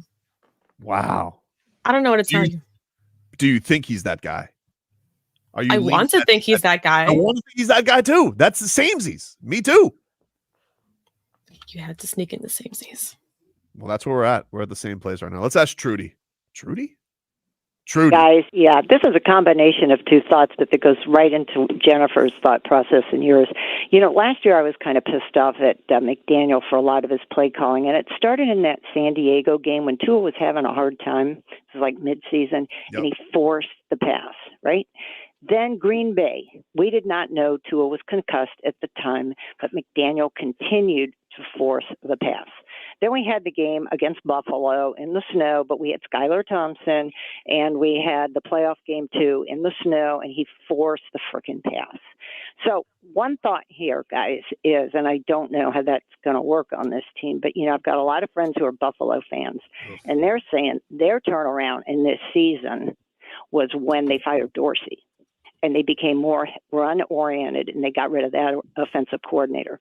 So that's one thought. But the other thought, too, now, and this goes into this year, you know, all the big games that McDaniel has, and I think deliberately has put into Tua's hands at the end there, Tua has failed. So maybe he's just accelerating the process, and we'll get an answer, you know, one more year. But we got to think of maybe if this year we can draft somebody. But, you know, we're on that. He's been given now. It'll be this year and the next year. And then that's it. I don't know if he's the guy. Trudy also doesn't know if he's the guy, Leroy. I will say, though. But I would say, I would say that one drive where they were running down their throats, it felt like Mostert was going, and then it just all puttered out with that stupid friggin' pass bubble screen to him, and he dropped it. Oh, that was a killer. Oh, I hate Here's the other thing. That it's hard to say that when they weren't they top 5 running the football? This season? Yeah. Yeah. So it's not, would you have liked, you know, and I get what she's saying, that there are probably moments in a game where things are working and you should probably stick with it. I kind of said the same thing when they were faking the toss and throwing it the other way, and their response was just to go front side with the toss on a team that pursues well. You got to make them take one bad step every play. That being said, to say he didn't run it enough when they were top 5 in rushing, right, is a little, but I would say his decisions on when to keep running the football as opposed to passing it. Like, my question is this. One of the things you appreciate about Bill Belichick is he don't care who the quarterback is. If the run is working, he'll throw 3 passes. Is Mike McDaniel that guy? Right? Are you trying to win the game or look good? Right? And so I agree. And so from that standpoint, those questions can be asked. Because the most important thing is not how you look, but if you win. That's the most important thing. I don't care. You can say, man, that offense looked ugly, but we won. Right? I'd rather not say the offense looked great, but we lost.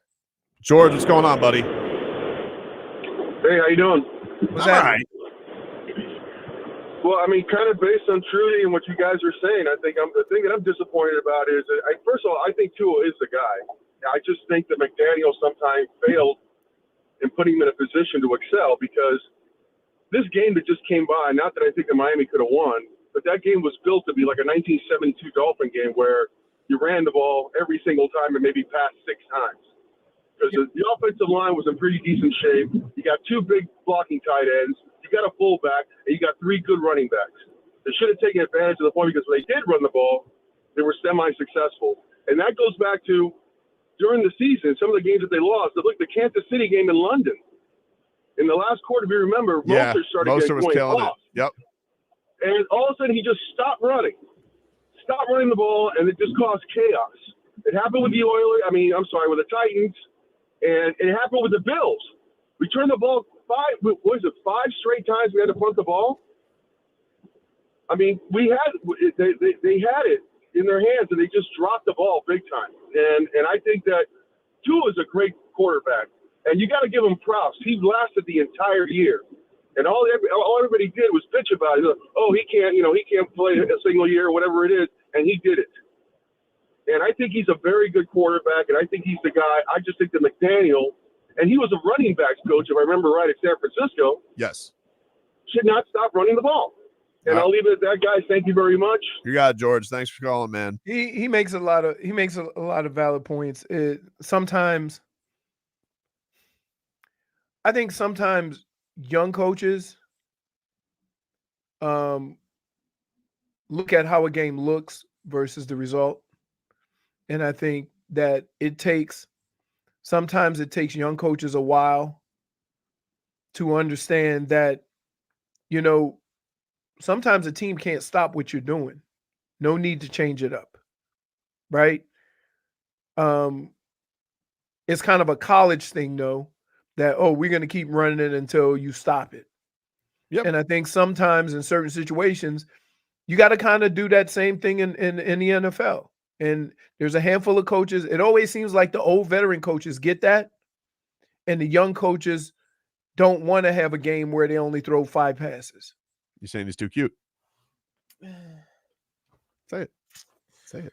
I'm not saying that. Come on, say Daddy it. loves you guys. That guy got more football knowledge than I got in my pinky. That's not true. That's not true. That's not true. You got more football knowledge than Mike McDaniel. Don't say that. No, I don't. Yes, you do. That's ridiculous. Hmm?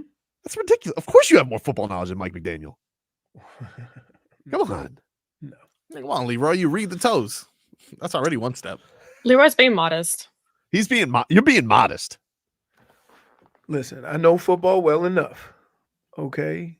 But the one thing that's hard for me to determine, because I know football well enough, if you don't have a full understanding of what everybody's thinking in that game plan, it's hard to deliver criticism in the right direction, right? And that's the thing that I struggle with, is that I don't have the whole picture. I only have what I see. And I've explained to you what I thought, what I see over the last month and what I've seen over the last month. And I think that moving forward, that needs to be the thing that gets fixed. We'll take a quick break. Final segment coming on up. We got Panthers hockey coming up at the top of the hour. So some final thoughts on this depressing weekend next. Previously on Tobin and Leroy. Ooh, you see that intangible flying down the field?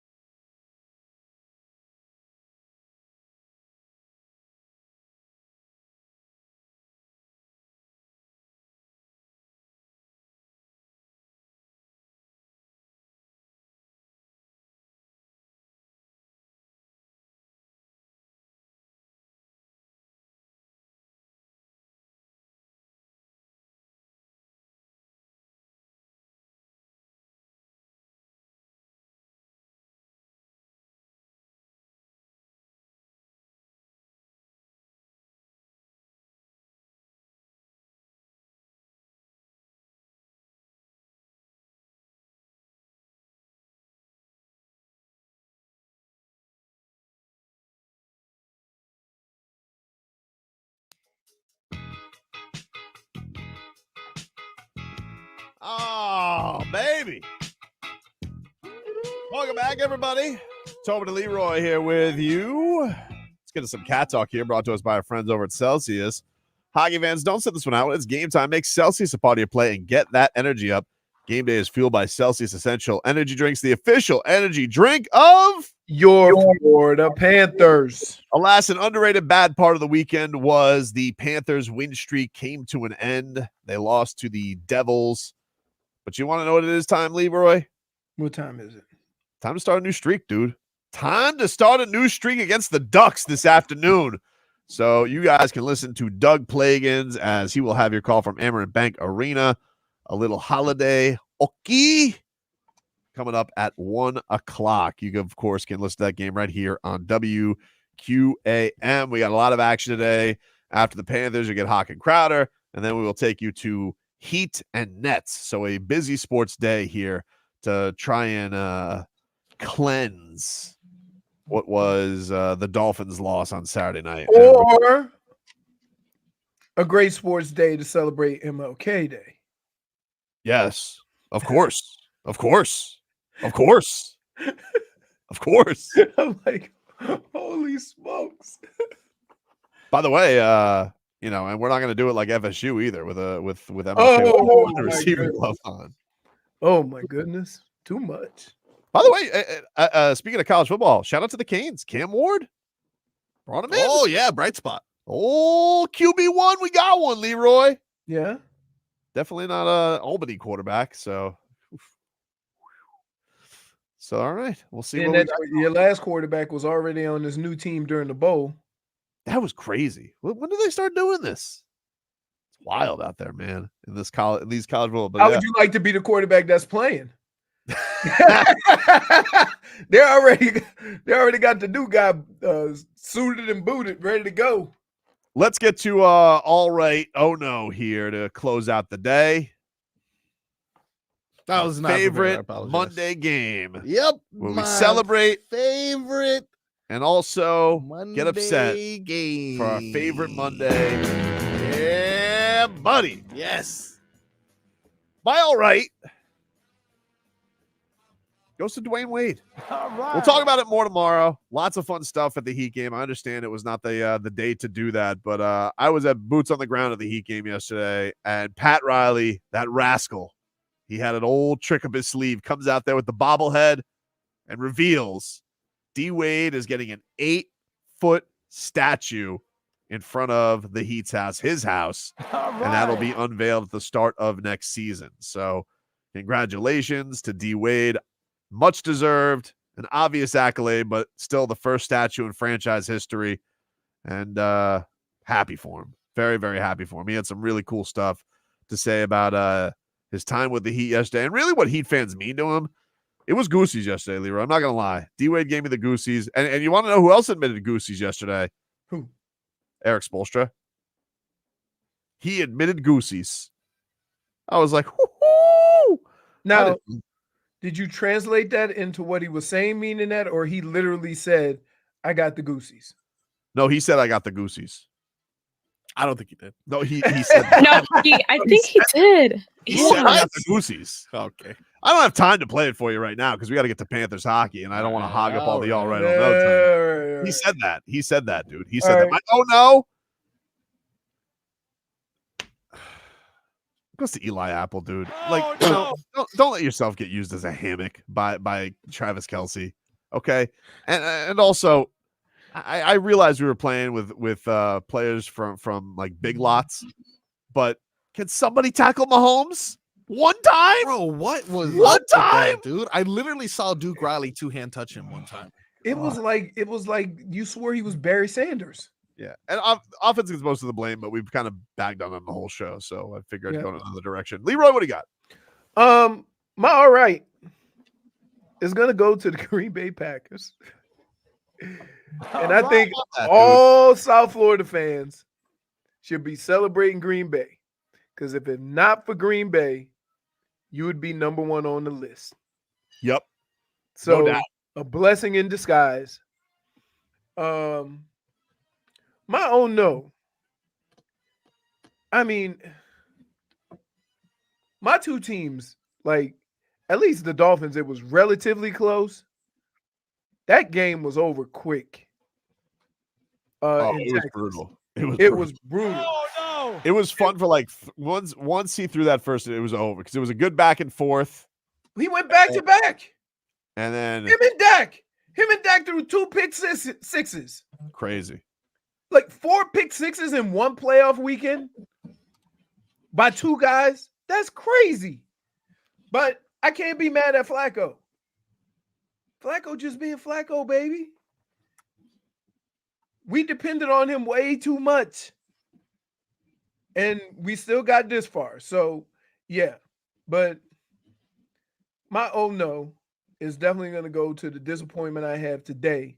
No. I had 1A and 1B in the race at the track. Yep. And both of them pulled up lame. One of them bucked their jockey.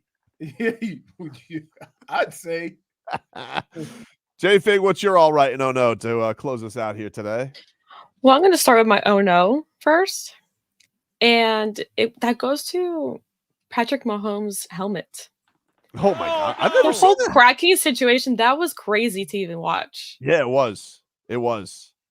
And how about him being sneaky and being like, don't say anything, guys. Like, no timeouts for Patrick Mahomes. I was gonna say, No timeouts. Supposed to be a timeout. He's supposed to be taken off the field. That's for a what play or the something, right? well, I don't know if that's a rule. If you have an equipment change, you have to take a timeout. But like, I don't know if there's a specific. It feels like there should be. Yeah. In college, if your helmet comes off, you have to come out for a play. Yes. I don't think that's in the NFL. I don't think that's the rule. No. But you have to fix something. You have to call timeout. Gotcha. And apparently he was having a lot of issues because it was like too tight and they had to fix it. Like they went over the whole thing. Yeah, they had a couple issues with it, but he just kept on playing with it. My all right was going to go to DWade and him being able to have the honor of having a statue.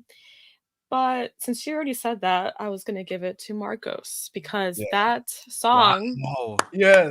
Go check out the podcast. Wish we had time to play it. We got to get to Panthers hockey, but he was. It was long, but you did that. ArtGodSavii. He's an That was artiste. good. Do what I can. You're an artsman. I'm an artsman. Next time, don't do it in the car, but beautiful. Allegedly. You're an artsman. You're an artsman. Allegedly. Marcos, what's your all right? No, dude. My all right also goes to me. One of them at least. Because that is an amazing Marcos, song. huh? All right. Come on. But no, my all right goes to, I'm gonna give it to Christian Wilkins and Zach Sealer for being the most consistent happiness and joy I got the entire season out of watching the Dolphins. Now they're going to break up because they're not going to have money for Christian Wilkins. So I hope you're happy. All right. That's hurtful. And now Christian Wilkins is going to be a Patriot. So I hope you're happy. No, dude, please, no. And, low hanging fruit, pretty obvious, but it just stings so much. My oh no goes to the Dolphins for becoming the number 1 team in regards to the longest playoff drought, dude. Here they are. Oh, no. Look at us now, man. Look at us now. Number 1 and something. Not the number 1 you want to be a part of, dude. Yeah, add that to the statistics. Make sure you bring up every time everyone talks about lead the league in passing and this franchise record and that franchise record. Don't forget that stat. Oof. All right. People are asking where to find Marcos's song, and I'm just going to go ahead and say our Tua. It is the second segment. Yes, I actually posted it separately too. It's already on our podcast feed. Right. And a video will be dropping coming soon. out later. I got I'm not sure if you guys have heard of this guy. He's young and up and coming, Martin Scorsese. Oh. Yeah. I thought you were going to hire the guy who got fired for Tyreek Hill's backflip. I should. He's available now, huh? I think so. I think I don't know, man. All right. Well, that's our show for today, everybody. Thanks for tuning in. I always like shows like this. People think I hate them. I don't. I think it's cathartic. It gets us to get all the angst out. We'll hear what Mike McDaniel's going to address the media. I don't know. Chris Greer might too. I'm not sure what that whole schedule is, but we'll obviously have more reaction tomorrow and see what the powers that be over in Miami Gardens have to say about this flopping end to the season and how they can get it on track so they can no longer be on that list as the longest franchise without a playoff mother bleeping win. Panthers hockey's coming on up. enjoy that. Little Panthers, little Ducks. You got Heat action tonight. So enjoy that, everybody. Have a great rest of your holiday, and appreciate you guys spending some of it with us here today. We'll talk to you guys tomorrow.